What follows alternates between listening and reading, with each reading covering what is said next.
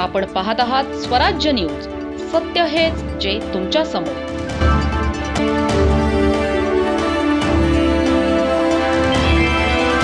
धुळे जिल्ह्यातील शिरपूर शहर पोलिसांनी घरफोडी करणाऱ्या टोळीवर मोठी कारवाई करत 3 आरोपींना अटक केली आहे.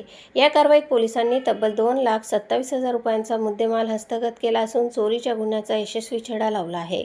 मिळालेल्या माहितीनुसार 5 जून रोजी शिरपूर शहरातील एका बंद घरात अज्ञात चोरट्यांनी प्रवेश करून LED टीव्ही आणि मोबाईलची चोरी केली होती. या प्रकरणी शिरपूर शहर पोलीस ठाण्यात गुन्हा दाखल करण्यात आला होता. गुन्ह्याचा तपास सुरू असताना पोलिसांना गोपनीय माहिती प्राप्त झाली. त्यानुसार पोलिसांनी संशयितांवर पाळत ठेवत सापळा रचला. 23 जून रोजी शिरपूर शहरातील पुष्पानगर परिसरात पोलिसांनी संशयितांना ताब्यात घेतले. चौकशी दरम्यान आरोपींकडून घरफोडी आणि चोरीबाबत महत्त्वाची माहिती समोर आली.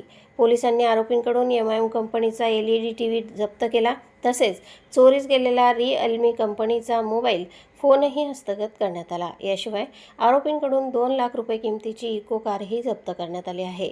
जप्त करण्यात आलेल्या एकूण मुद्देमालाची किंमत 2,27,000 रुपये असल्याची माहिती पोलिसांनी दिली आहे. या कारवाईमुळे शिरपूर शहरातील घरफोडीच्या गुन्ह्याचा उलगडा झाला आहे.